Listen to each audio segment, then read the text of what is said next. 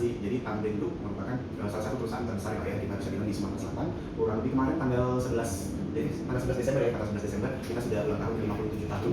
Jadi Tamrin Group ini dipengaruhi oleh Bu Elisa Tamrin sebagai CEO. Beliau orang asli Sumatera Selatan. Jadi kalau berbicara mengenai Tamrin Group, kita itu ada kurang lebih sekitar 16 unit bisnis. Kita bergerak di otomotif, ada roda 2 Yamaha gitu ya, terus itu roda 4 kita ada Suzuki dan juga Honda, tapi kita ada di Sumatera, di Jambi. Lalu juga kemarin ada Mercy, terus juga kita ada Hino untuk roda banyak.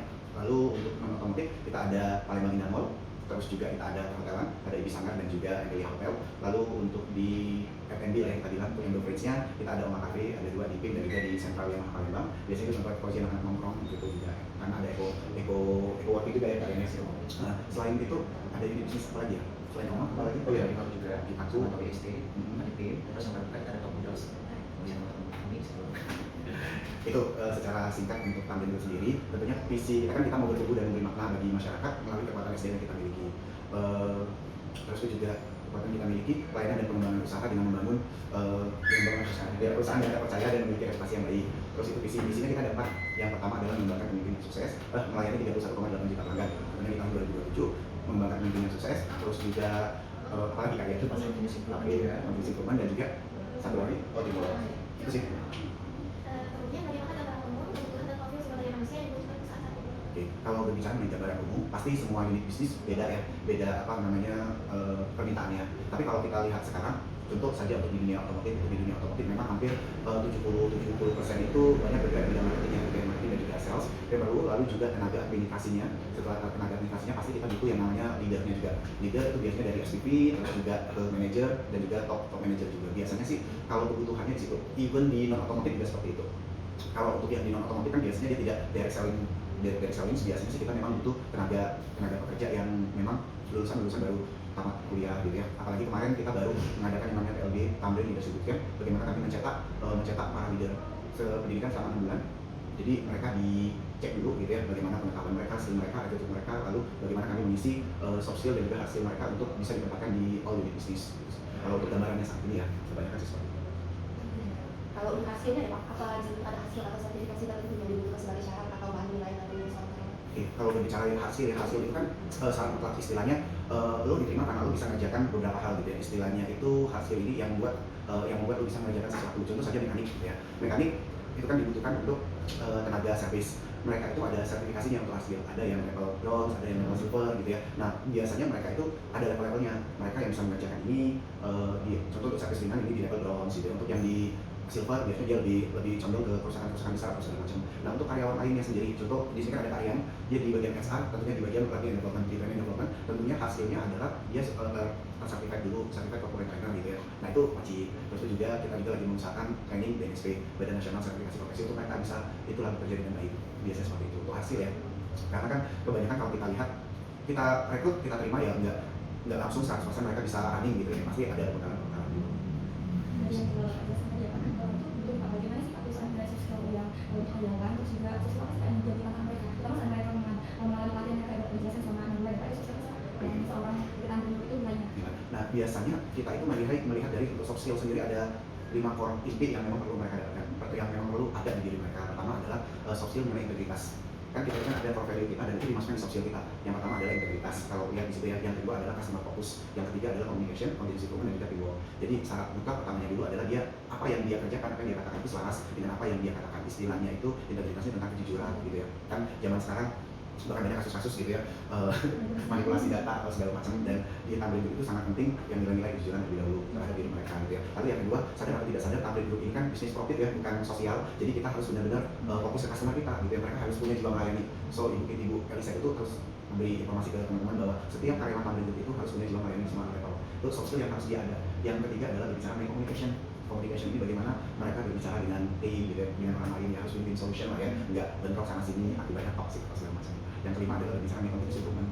Kan continuous improvement ini kita lah yang kerja gitu, memang kita harus paham kayaknya kalau bisa dipermudah kenapa harus susah gitu kan. Nah itu ada mindset gitu lah istilahnya, itu kalau orang Jepang itu bilangnya kaizen, perbaikan secara terus menerus sedikit tapi ada perubahan gitu. Dan yang terakhir adalah teamwork. Perlu banget kita ini banyak kalau saya lihat orang-orang yang bagus direkrut di kami tapi stagnan 2-5 tahun kerjanya itu doang. Ternyata kalau dilihat dia pinter gitu ya, dia pinter tapi teamworknya nggak jalan karena orang itu akan melihat dia di promosi atau tidak bagaimana dia komunikasi dan juga bekerja sama.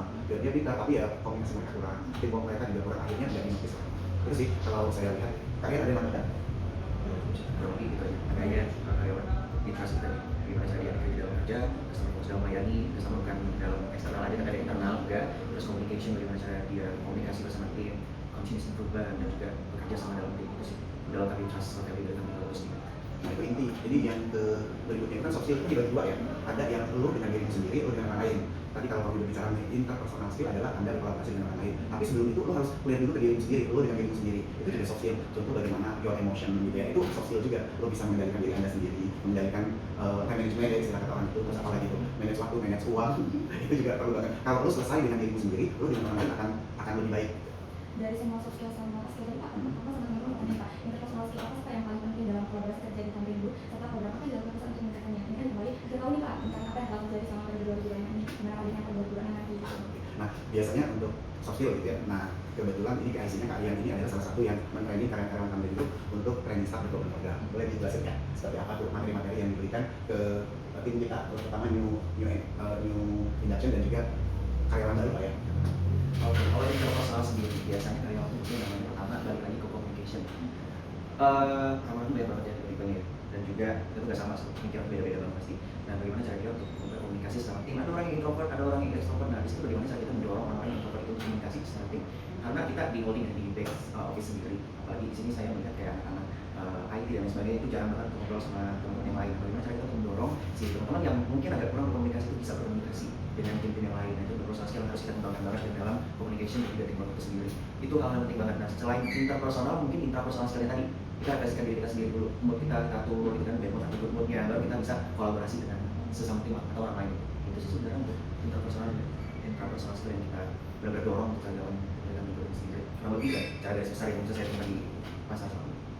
Ya, tambahan, jadi teman-teman itu juga harus punya yang namanya self leadership gitu ya, kemampuan mereka untuk memimpin diri mereka sendiri, bukan karena disuruh gitu ya, bukan karena bosnya ada mereka kerja, tapi mereka itu secara utuh dan mau mengerjakan segala sesuatu. Memang oh ya ini pekerjaan saya, istilahnya itu kalau nggak dilihat nggak kerja gitu ya, tapi kalau dilihat aku pura-pura kerja. Nah, self leadership itu perlu. Jadi kalau karena even saya pun sebagai seorang leader pun itu selalu belajar bagaimana self leadership yang baik. Contoh, kadang kita itu bisa itu ya, bisa nyuruh orang kamu kesini gitu ya, harus gini, tapi kita sendiri kadang butuh konsistensi gitu ya, butuh oh kita juga perlu juga gitu, kita juga harus juga gitu. Contoh oh ya datang untuk tidak telat, datang untuk apa namanya selalu improvement gitu. Kita nyuruh kita itu tapi kita juga nggak naik juga nggak juga. Nah, self leadership ini perlu banget sih untuk teman-teman nantinya. Bagaimana Anda mengelola waktu dengan baik, mengelola emosimu, mengelola pertemananmu, mengelola uangmu dan semuanya. Kalau lo nggak bisa mengelola dengan baik ya menjadi catatan juga di depannya. Terus kalau menurut Bapak dan kalian, skill apa yang masih dibutuhkan atau akan dibutuhkan dalam beberapa tahun depan? Dalam beberapa waktu depan. Kalau kita itu kan ada 4 unit kompetensi sebenarnya. Yang ini inti, ada lagi tadi yang kita jelaskan dia dengan dirinya, dia dengan orang lain. Dan beberapa yang kalau kita butuhkan pertama analytic thinking dan juga kita itu ada design thinking lah ya. Istilahnya itu bagaimana menemukan hal-hal baru, bagaimana kita menganalitik segala sesuatu. Istilahnya gini, teman-teman kalau kita cari taksonomi Bloom, ya coba teman-teman ketik taksonomi Bloom itu kan 6 tahapan bagaimana teman-teman belajar, ya kan? Nah pertama ada yang tahapnya remember, terus understanding dan juga applying. Nah di ketiganya saya lupa apa tuh, apply. Setelah apply ada apa?